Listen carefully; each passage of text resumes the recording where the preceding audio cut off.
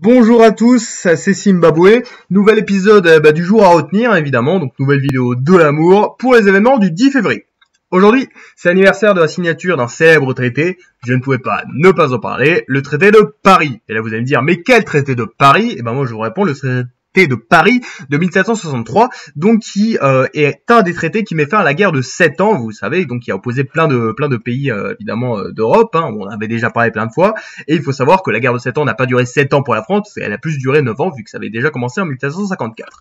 Mais donc ce traité donc met fin donc au conflit entre la France et la Grande-Bretagne évidemment dans le monde, et il faut savoir que c'est plutôt coup dur pour la France parce qu'elle perd plein de ses territoires, de son glorieux empire colonial. La France perd donc le Canada au profit de la Grande-Bretagne, elle perd donc la Louisiane évidemment qui était un territoire énorme en Amérique au profit de l'Espagne, et la France aussi donc perd cède son empire des Indes aux Britanniques, hein, parce que la France avait pas mal de petits comptoirs plutôt sympas. Bah, tout ça, ça part aux Britanniques, donc c'est plutôt coup dur pour la France, et donc ça marque vraiment voilà la France qui sort à la grande perdante, hein, évidemment de la guerre de 7 ans, et aussi la Grande-Bretagne qui va pouvoir éteindre librement son influence et sa culture sur le globe.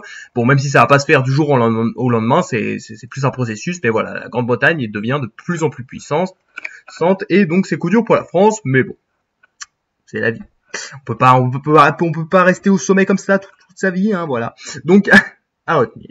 Aujourd'hui, c'est aussi l'anniversaire d'un célèbre manifeste, hein, la publication du manifeste du peuple algérien en 1943 par Ferhat Abbas. Vous connaissez sûrement cet homme, hein, voilà, qui est un chef nationaliste, homme d'État algérien, qui a notamment été le premier président algérien de l'Algérie indépendante, voilà, pendant un an, donc quand même un homme plutôt respectable, hein. Et donc dans ce manifeste, hein, voilà, qui se crée dans un contexte plutôt compliqué, hein, évidemment, parce que là on a la France, voilà, on a l'Algérie qui était gouvernée par Vichy, puis elle est reprise donc par les Alliés, donc c'était plutôt compliqué. Et ben donc Ferhat en profite, voilà, pour faire son manifeste où il demande donc voilà la dotation de l'Algérie d'une constitution, plein de choses comme ça, plus d'indépendance pour l'Algérie, hein, voilà, notamment un nouveau statut pour la nation algérienne qui va même demander quelques mois plus tard. Donc ça, le mot est dit, nation algérienne.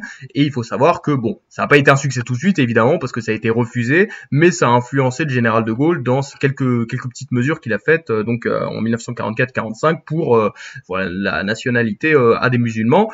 Mais il faut savoir que bon, ça n'a pas été un grand succès tout de suite, le manifeste du peuple algérien, mais bon, c'est important dans la vie de Ferhat Abbas, hein, voilà, qui devient de plus en plus nationaliste, hein, parce qu'il faut savoir qu'en 1936, qu'est-ce qu'il écrivait? La France, c'est moi. Donc bon, là, il évolue sur plus d'indépendance, et il va carrément vouloir l'indépendance totale. Donc, à retenir. Et aujourd'hui, c'est aussi l'anniversaire de la signature d'un célèbre vœu.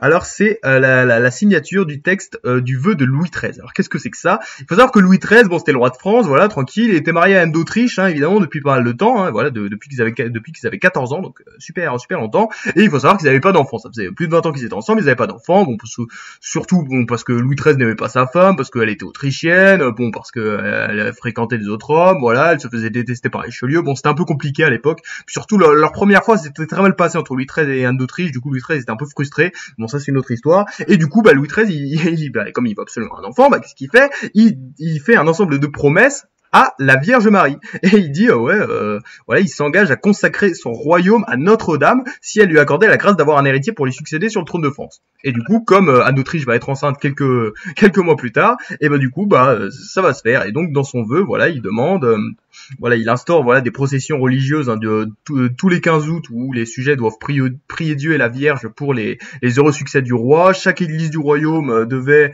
voilà, consacrer sa chapelle principale, donc à la Vierge Marie. Donc c'est quand même plutôt cocasse, hein, comme truc. Mais donc voilà, et du coup, ça va être la naissance, évidemment, d'un homme de qualité. Ce bon vieux Louis XIV, donc c'est quand même plutôt important. Mais du coup, voilà, c'est quand même plutôt intéressant de savoir ça. Et évidemment, ça a été souvent présenté dans les arts, où on voit donc Louis XIII qui prie à fond pour le grand Louis XIV, hein, évidemment. Donc c'est quand même plutôt intéressant de voir ça.